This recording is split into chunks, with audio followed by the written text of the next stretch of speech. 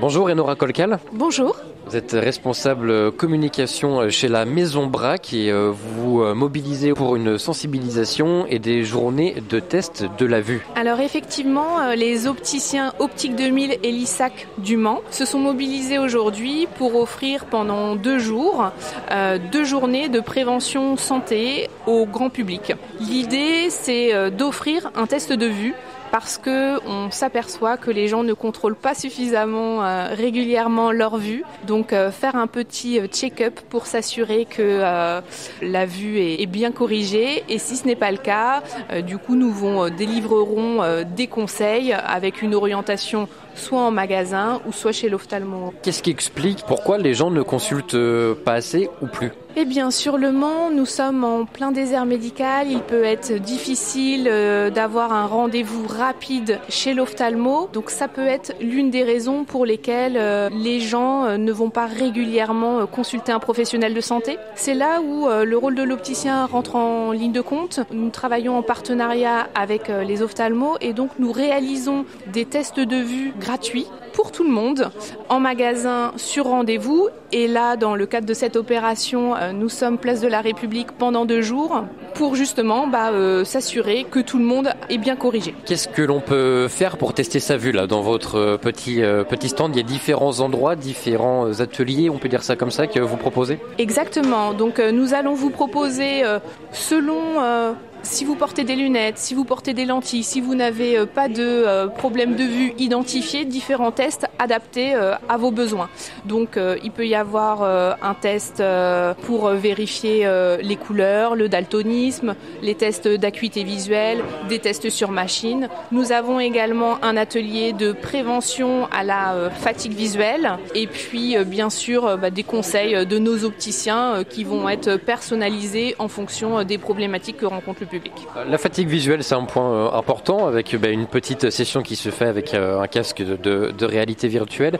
C'est quelque chose que vous voyez de plus en plus peut-être dans vos boutiques, des gens qui viennent et qui se disent fatigués de leurs yeux? Oui, tout à fait. C'est vrai que les gens sont de plus en plus sur les écrans, donc on rencontre beaucoup plus de problématiques et c'est l'un des objets de notre atelier. En fait, il y a 2 versions différentes sur ces ateliers de casque réalité virtuelle. La sensibilisation sur les écrans et la sensibilisation à la vue au volant. Mais effectivement, désormais, les gens passent plus de 5 heures par jour sur les écrans et donc ça tire sur les yeux, ça provoque de la fatigue visuelle. Il faut régulièrement penser à cligner des yeux, penser à ne pas fixer tout le temps son ordinateur, mais vraiment faire des pauses oculaires, c'est très important pour du coup mieux voir. Donc nous rencontrons cette problématique en magasin et c'est pour ça qu'on fait des actions de prévention. Donc là, cette sensibilisation, elle est pour quel type de public et quel type de personnes qui viennent vous voir finalement? C'est vraiment une sensibilisation pour tout public.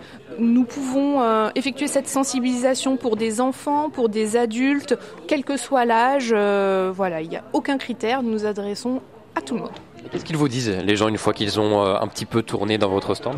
Ils nous disent merci d'avoir pris le temps, effectivement, de faire une vérification. Je ne le fais peut-être pas suffisamment régulièrement, donc je suis contente de savoir soit que tout va bien, ou soit alors qu'il faut que je prenne un rendez-vous chez mon professionnel de santé.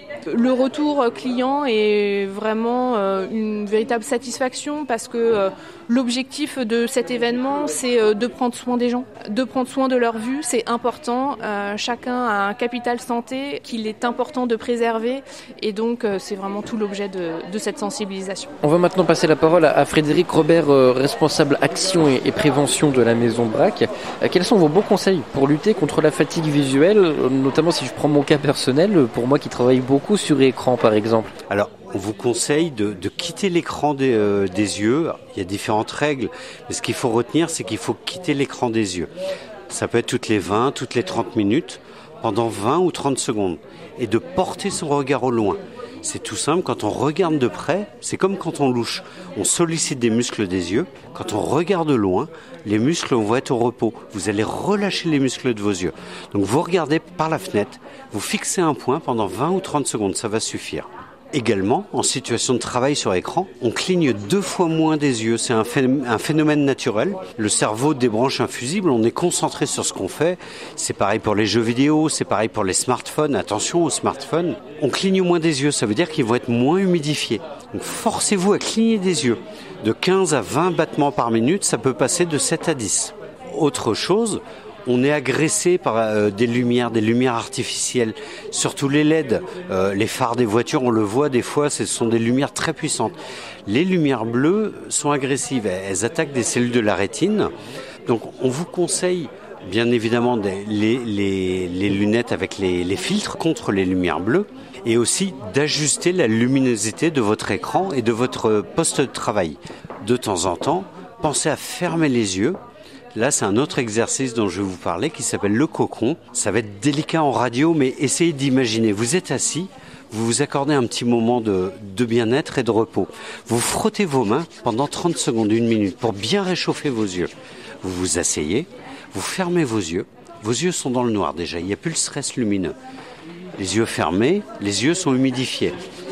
Les mains bien chaudes, vous les apposez sur vos yeux. Elles vont générer un cocon et de la chaleur. Vous restez comme ça pendant 1 minute, 2 minutes. La chaleur va irradier les yeux. Et à la fin de l'exercice, vous massez délicatement autour des yeux. On n'appuie pas sur les yeux, c'est ce qu'on a tendance à faire. Un peu ce phénomène, est-ce qu'il y a du sable derrière les yeux, ça gratte un peu. On n'appuie pas sur les yeux, mais autour. On va les aider à faire circuler le sang. Ces petits conseils, ces astuces-là, comme des exercices d'orthoptiste, de regarder un point fixe, fixé à droite, à gauche, en haut, en bas, de faire travailler les muscles de ses yeux, vont vous permettre de gagner en confort visuel.